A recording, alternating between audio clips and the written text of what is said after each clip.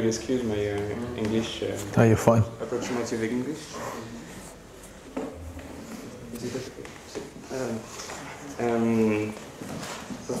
Just 4 questions about when did you discover your sickness? When did I discover it? Before '95 World Cup. But I went to the World Cup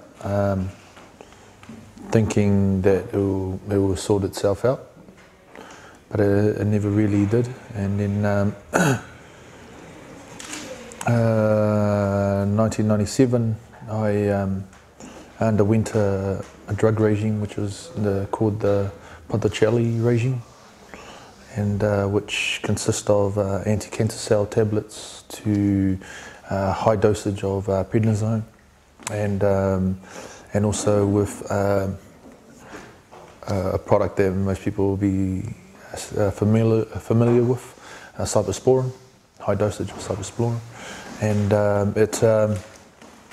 it was an 8-month period, and it was difficult, but it had to be done, and at first it slowed the deterioration of the kidney function, and it's only slowed it down for a couple of years.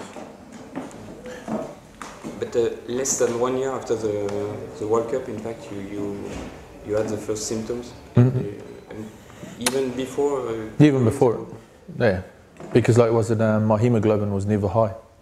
Okay. Was never high enough. I played my whole rugby career under 100 for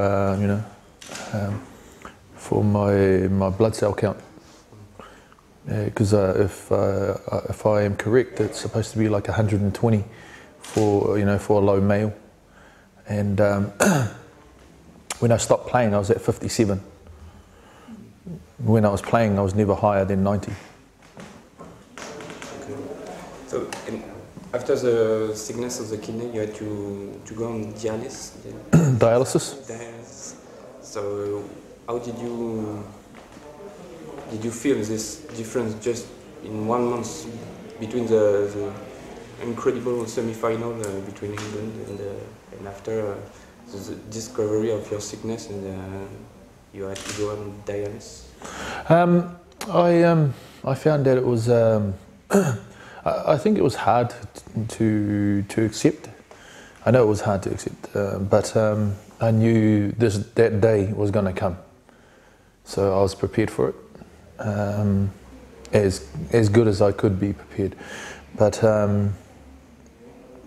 I never gave up.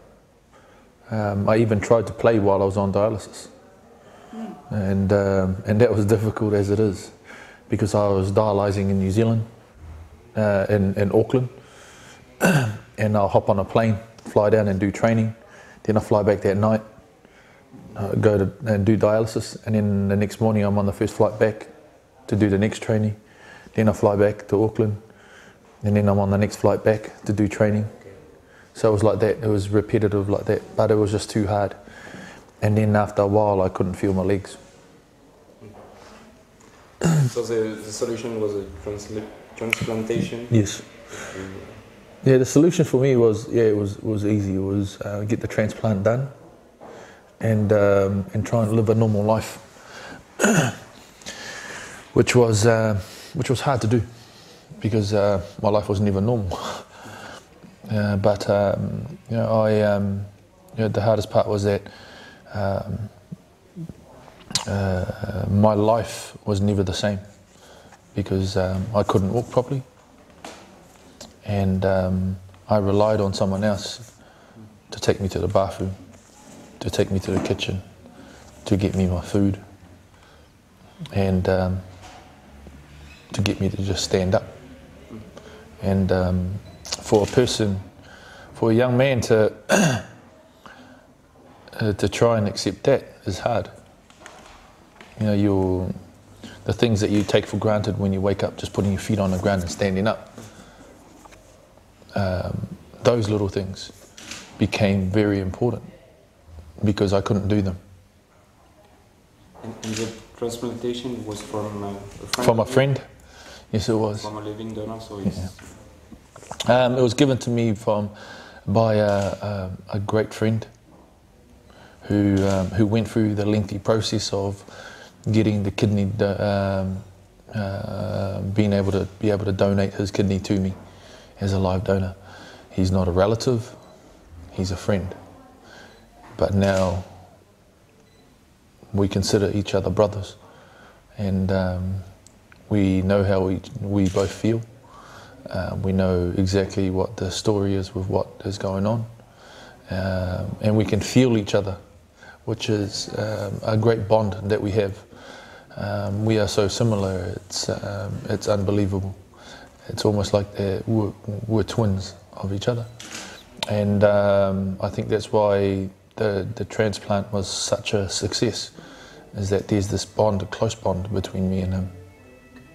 And the legal condition in New Zealand, it's possible to have a transplantation from a living donor? Yes, it's not a relative. Yeah, they have really strict rules on how it's dealt with.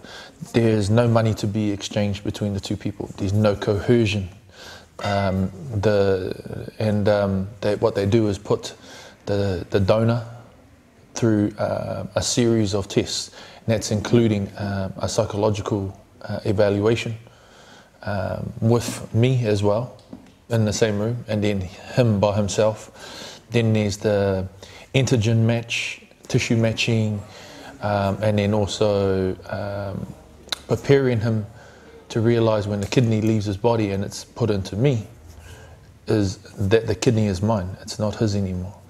Making sure that he knows what he's getting himself into. But even more than that was that the day of the transplant, I went to his room and I said to him, you still can go home today. You know, I won't be angry, I won't be disappointed. I want you to truly make sure that you're doing this because you want to.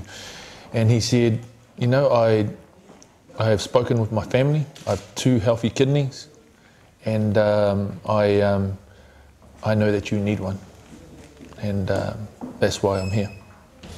And what do you say to a friend who does that, who gives you a second chance of life? And after the transplantation, even it's difficult to compare between post memories and this new life. How did you feel just the day after the transplantation? I didn't feel too much different, apart from that I was really heavy, and from the fluid that they flood you with to get the kidney going. And but I was very excited, you know, because I knew this kidney was going to change my life, and it did. I went from a person who couldn't walk to a person who could walk, and in 2 weeks I was sitting on a bicycle. And you played? And then a year after that, I was playing professional rugby in Cardiff, and then I went back to North Harbour and played there. So you know, it's for me, it's, you know, I've won the World Cup that I needed to win, and that was to get myself walking again. When I had all the specialists say to me that I'll spend the rest of my life in a wheelchair. And you know what? I set my mind to it, and when I had the transplant, everything became a reality. And you know, I want to show people that there is hope. I am living, walking, breathing proof of what a difference a transplant can do. But also the research and development that scientists, pharmaceutical people who have done their job by developing all these new drugs to help me keep my kidney healthy, stop it from being rejected by my body. And you know, that's where Roche comes in, because they're one of the big key ingredients in that area. In France, there's a lot of time between a person can wait for 2, 3, or 4 years before they can. And some even longer. And from living donor, it's not so developed than in New Zealand. So, what message could you give to the French people waiting for a kidney or for another organ? I think it's more, don't lose faith. Don't lose faith in yourself. Believe that it's going to happen for you. And but also at the same time, I think people need to be open-minded about a lot of things. And I'm not just talking about the kidney patients. I think around the rules of what transplantation will do. I'm not saying that you have to pay someone to do this, because the gift that you're giving, it's a gift. You're not expecting anything from it, and there shouldn't be any coercion.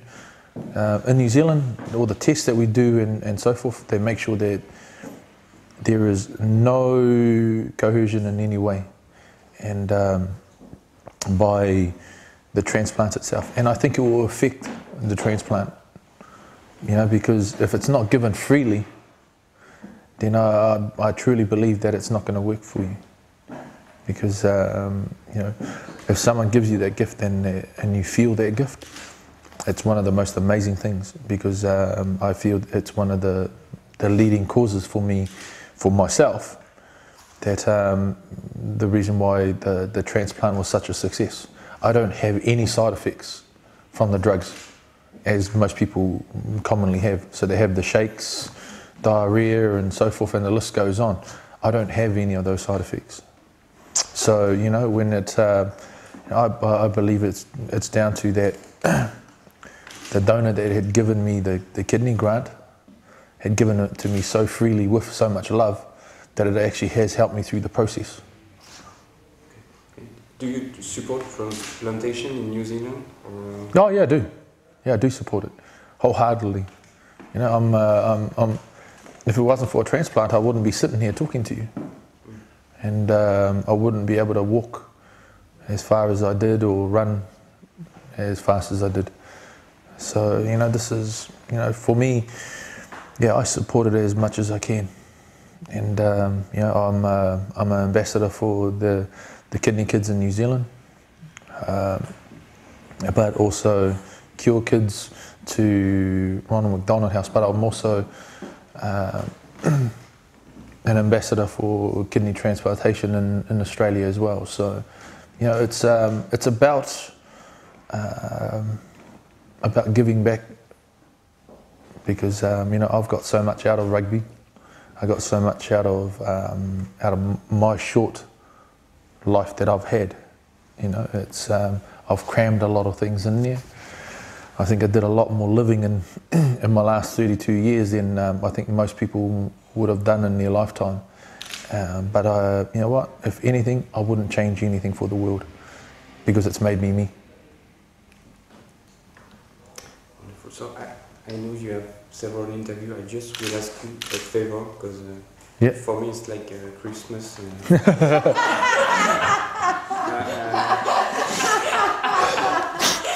Thank you very much.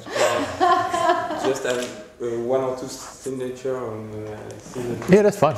And even a picture with you. If it's that's fine.